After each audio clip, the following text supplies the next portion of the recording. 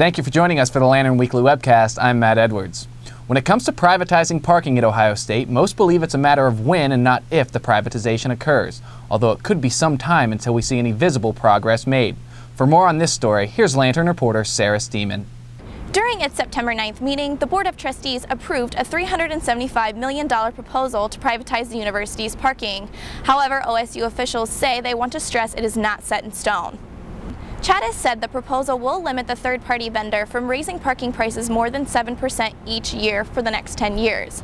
After that, vendors will have the option of raising parking for 4% each year or the cost of inflation, whichever is higher.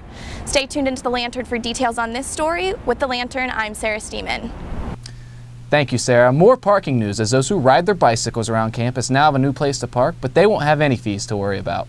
For more, here's Lantern reporter Lindsay Fox. Thanks, Matt. I'm standing here in front of the city's first bike shelter. Mayor Michael Coleman dedicated the shelter Wednesday, which is located in front of Charlie's Grilled Subs and Salads here on North High Street. Ohio State is now the 26th university nationally and the first university in Ohio to be recognized as bicycle-friendly. More shelters will be added throughout the years along streets such as Front Street, Goodale Street, more on High Street, and many others. Reporting for the Lantern, I'm Lindsay Fox. Thank you, Lindsay. Reduce, reuse, recycle. It's a slogan many people and organizations, including Ohio State, use to promote less waste. But is the university actually putting its words into actions? For the answer, here's Lantern reporter Allison Sloniker. Although there is room for improvement, OSU is on its way to a greener university. Recently, the university has been focusing greater efforts on sustainability, but still has room to improve when it comes to reducing waste.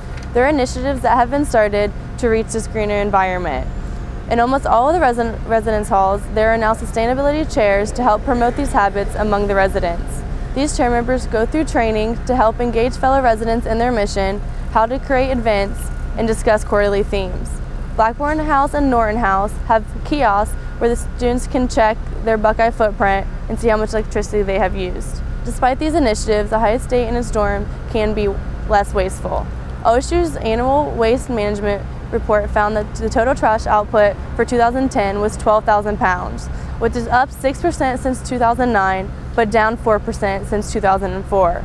Trash from the dorms is collected daily, 6 days a week, except for Lincoln House, Morrill Tower, Baker Hall East and West, Taylor Tower, and Drackett Tower, which is collected twice daily. Although strides have been made at Ohio State to create a more sustainable lifestyle, there is still room to grow. Reporting for the Lantern, I'm Allison Soniker. Thank you, Allison. Although they know it's not healthy, it's something many college students do after a late night of partying, and most of them aren't too ashamed to admit it.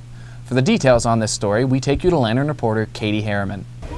Thanks, Matt. I'm standing here in front of Formaggio Pizza on East 13th Avenue, a hot spot for college students who love pizza, and a restaurant that gets much of its business from the hungry party crowd.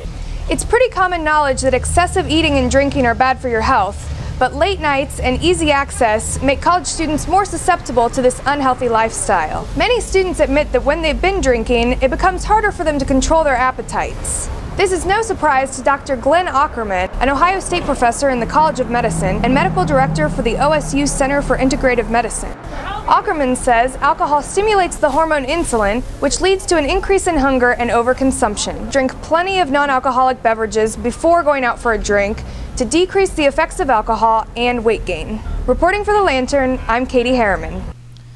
Thank you, Katie. It's November, meaning it's the final month of the regular season for the football team, while the basketball team will finally get its season started. With your update in sports, here's Lantern reporter David Girard. Thanks, Matt.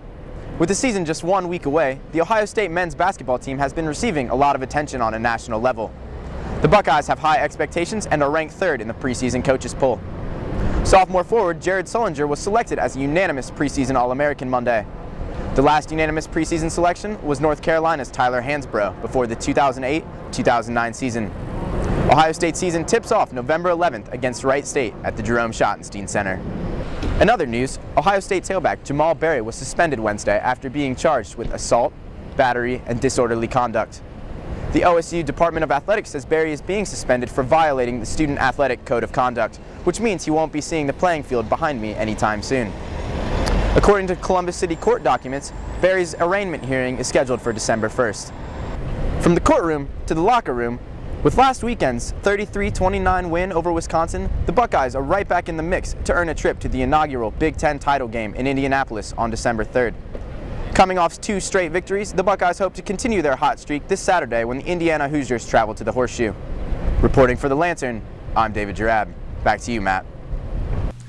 Thank you, David. For our producer, Ian Cheek, and all of the Lantern staff, I'm Matt Edwards. Thank you for joining us.